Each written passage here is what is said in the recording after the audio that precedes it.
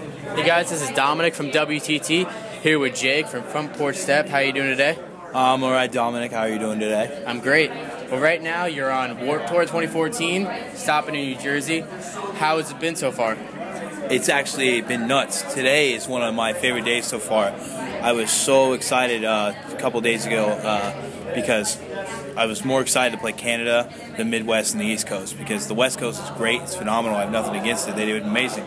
But it's just, I feel like, especially with my kind of music, I feel like there's so much more like die-hard fans in like the East Coast and the Midwest for my kind of stuff. You know, brand news from all Long Island. You know, Citizens from Michigan. You know, there's a lot of really good bands that kind of influence me or like have a similar like taste as me that all come from this area. So today kids really came out and supported me, and I'm really happy. It's awesome. Yeah, you're playing in the acoustic basement. How has that been this whole tour? It's great. I like that you're not playing in the sun. Yeah. I like that there's a fan behind you, and it's really intimate. You know, I'm not 5 feet above the kids with a barricade in front of me and 4 security guards stopping them from like, you know, talking to me or saying hi. So like, you know, there's no green room, there's no backstage like any other stage has. So like, not a green room, but like, you know, you can at least go behind the stage. You can in this tent. So you kind of just sit there and you get to talk to them, like, hey, how are you doing? Like, ask about their fucking days, you know, just get to know them and connect. And I like that a lot. Yeah, that's awesome. So how did you first start getting into playing music? When I was younger, I always liked the acoustic guitar. My dad used to play acoustic around the fire. Like we have campfires and stuff, and I always grew up on like old ass country music. And I don't know, man, I just always wanted to sing, and I always wrote poetry, and no one wanted to be in a band with me, so I just went and did it myself. You know, I was basically like, screw everybody else, I'm just going to go do it myself. And it's gotten me here so far, and I'm very blessed and very humbled to be where I'm at. So when did you first start playing guitar? When did you first pick it up? I probably started picking it up when I was about 12. Actual writing, maybe like 13 or 14, and actual playing out, 15, I think, like actually playing shows. Well, it's actually a pretty quick turnaround if you think about it. Well, I grew up going to hardcore shows, so I would just open up for hardcore shows. Like, you know, my buddies that booked the shows would let me play like 3 songs in front of like, you know, the first opening band. Like I could play while people were walking in and stuff like that. So, you know, just I mean, I'm 22 now, so it was a pretty steady slope from them, you know, and then all of a sudden 2 years ago that YouTube thing happened, and it's where I'm at now. Yeah, you mentioned the YouTube thing. You started getting huge hits on your videos. You want to talk a little bit about that? Well, yeah, I wrote this song called Island of the Misfit Boy. I always like run the words together. And, you know, it's not funny, but I wrote it to be a suicide note, and I had no idea that it would have any impact on anybody. I put it on YouTube just so, like, it sounds morbid, and it is morbid, just so I, like, kill myself. Like, my mom could find it, or, like, you know, my family could find it, and just understand how I was feeling when I did it, so they wouldn't, like, hate me for doing it. And then I sent it to a bunch of companies. This company called Straight Edge Worldwide magazine from Toronto, which is why I was so excited to play Toronto. They were the first to actually post about me. First actual like publication to post about me, and I think their video of me posted on Tumblr, I think it got like 2,000 reblogs in like a couple days, and eventually I was at 300,000 views on YouTube before somehow all of my videos on my channels got deleted. And I don't know how it happened. I don't know if it was somebody hacking or somebody told me rumors that I didn't have it turned on for advertising, so YouTube deleted them. I'm not blaming YouTube. I don't know what happened. I'm glad I'm where I'm at now, though. Yeah. So, what is your biggest musical influence? Honestly, 2 of them are on this tour. Bayside and Saves the Day are 2 of my biggest influences. I have so many influences, but if influences on Front Porch Step, like on not talking in third person, but the entity, the band the project Front Porch Step is definitely Saves the Day, Bayside, you know, Dashboard,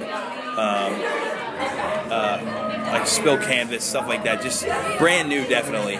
Just a lot of you know, a lot of emotion, I guess, is the influence. Yeah. So name one interesting fact about yourself that people may not know. I'm so brutally honest all the time. Like, I don't know. what people, I mean, people might not know that I watch romantic comedies, and I'm a fiend. Like, for instance, the other day I was having a bad night, so I went and bought P.S. I Love You, and I forget, what would I buy? I bought P.S. I Love You, and there's another one, I forget. I'm not sure, but I bought, before that I bought, like, Say Anything on Blu-ray. Not the band, for you, not you, but the young-ass kids listening. You know, Say Anything is a John Cusack movie, and it's fantastic. You should watch it. But I love chick flicks. I tend to go watch them by myself in theaters because my friends don't want to go, and it's, you know, it's just one of those things I'd rather just go watch by myself anyways. Yeah, it's very understandable. Ed, you released your debut full-length solo album, Aware, which is available now. You can get it on merch now, through Pure Nerds Records or iTunes or wherever else. Hot Topic and select Best Buy stores also carry it. So check out your local Best Buy, check out your local Hot Topic. Go to your local store and tell them to order it, is all I can say, you know, if you want it in your store there. But yeah, please go buy it or steal it off the internet, whichever you feel more comfortable doing. Well, how was it working on that album? Those songs were written, a couple of them were written like real new right before the record, but a lot of them were like songs from the past, and like, you know, just songs I had written that I kind of picked the best. You know, I had probably like 20 songs to pick from in my collection of songs I'd written that I really liked, and those were songs I was really wanted to put on a record. You know, I really wanted people to hear, and yeah, that's how it came to be. It was awesome. It was fun. I had a blast recording it. Nick Ingram was awesome, and you know, I'm just happy with how it came out. I'm glad people like it. I'm glad people can connect with it. It's awesome. What is your favorite thing about the album? Thing about the record? Probably that I did everything that I wanted to do when it came to the lyrics. I actually had a conversation when I was pitching the labels and trying to find somebody to pick it up. I had a conversation with a pretty reputable vocal coach from Nashville, and she told me the line in Private Fears in Public Places, where I say some pretty sexually explicit stuff. Her exact words were, "You're brilliant," not exact, but paraphrasing was, you know, "You're a brilliant lyricist." She did say brilliant. "You're a brilliant lyricist," but this is where I'm paraphrasing. She said, "You need to find someone to sit down with you and tell you what not to write in your lyrics," because she told me my lyric, like that lyric, was disgusting, and that no one would ever buy it, or no one would ever listen to it. You know, people would be offended, and in my mind, it was like, you know, I don't fucking care what you think. Like, I don't care what anybody thinks. It's basically, I don't care if you dislike my record or you like it, but I appreciate it when you like it, if that makes sense. Like, it's not going to ruin my fucking day if you hate my record, you know? But it does make me feel good when you tell me you like it, but it's my way of humbling myself, is kind of just like, just knowing that I could lose everything that I have in a second and just appreciating it while it's lasting, if that makes sense. Yeah, that makes perfect sense. So what is your favorite track off the record? Favorite track? Probably a strong tie. I'll just say To Play. I don't really have a favorite, but To Play is probably a strong tie between Drown and Private Fears in Public Places. Those are the ones I'm usually more energetic with. Lately it's been Aware. I love playing Aware because kids, I know it's got a pretty decently catchy chorus, and kids are like blasting it, like screaming their top of their lungs chorus, and it's really fun. So I like playing those three songs the best. So what approach do you take to write your music? Well, when I first started, not when I first started, when I kind of took a turn a new leaf, I guess, and I started being more honest, I started I was like, all right, Jake, I started writing down all my insecurities, everything that was wrong with me, and or that I thought was wrong with me, or everything I found wrong in my life, or what I found wrong in the world. I started writing it down, and but I tell kids, and one advice, you have to be honest with yourself. No matter what terrible, horrible things happen in your life, it doesn't even have to be a horrible thing. It could be something that you're just learning to deal with. Say you're a man or a girl, even a girl, and say you're in a closet and you're afraid to tell your parents that you're gay. Write down in your journal about it. Write in your journal how you feel about it. No one ever has to read it.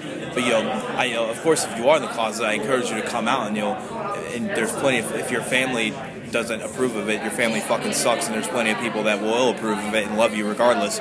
But I'm saying, or not love you regardless, love you for it, love you for you being your fucking self.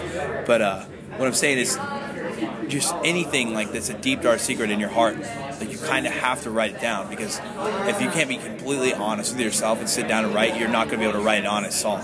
And you know, my song could be bad, I could be a bad singer, my chord progressions would be terrible, my songwriting style could be terrible, but I will always fucking be adamant about the fact that at least I'm honest, you know? It makes perfect sense. So when you write your music, do you like writing it when you're all alone, or do you maybe like other people around you so you can bounce ideas off them? I don't like writing with people.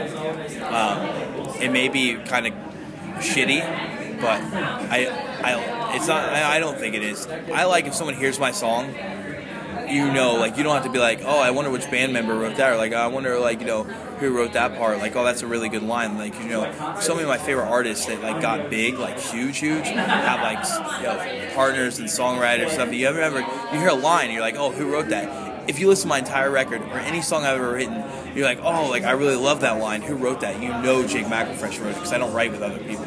I don't want to write. Like, you know, it's different if I do a song with someone and I write a verse, they write a verse, and we sing those. Like, I sing my verse, he sings his verse, or she sings her verse.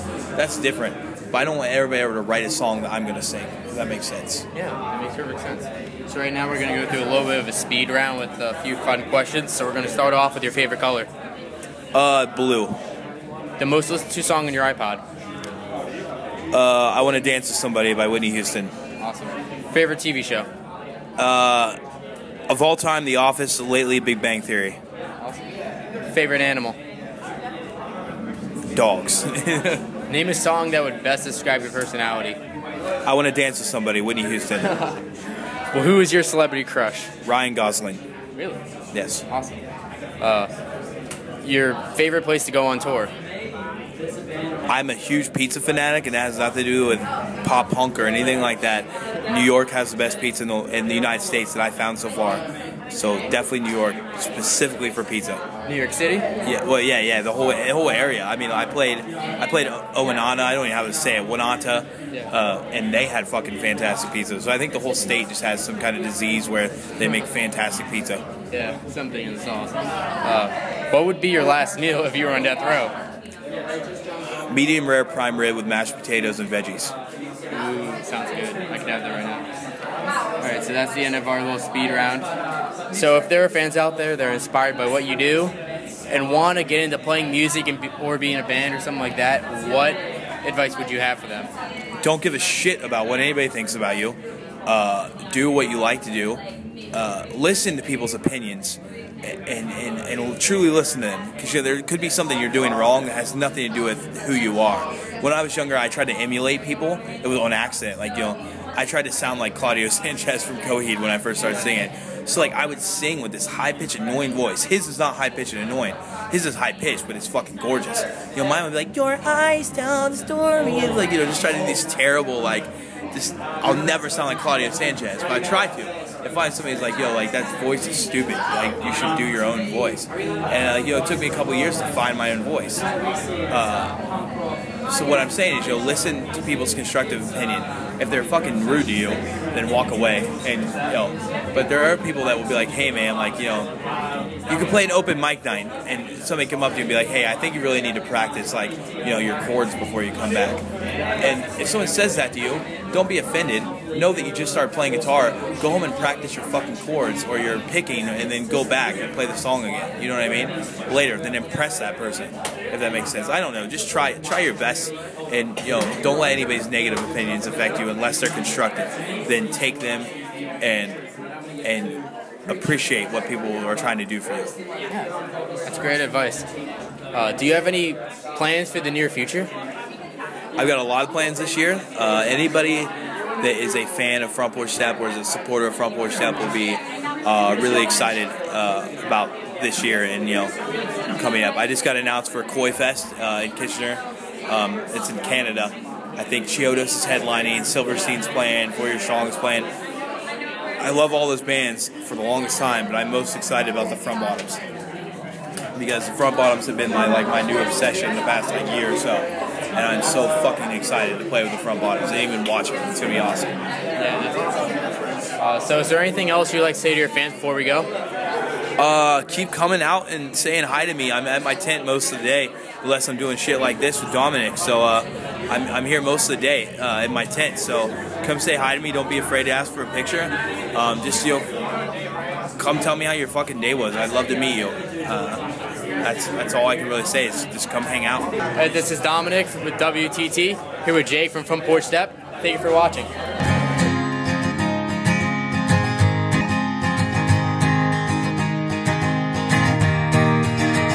Well, I'm so tired of the rain falling softly on the ground, just enough to get my feet wet, but not enough to let me drown.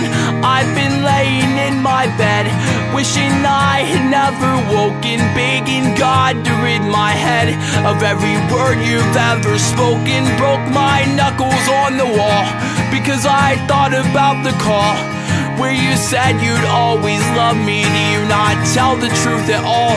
Well, if I ever cross your mind, make sure you write down the times, so I will know the moments I was eating you alive. And now I lay here waiting with the hope that I might find some sleep. I need some sleep tonight, 'cause I've been waiting on your call, but I know it will never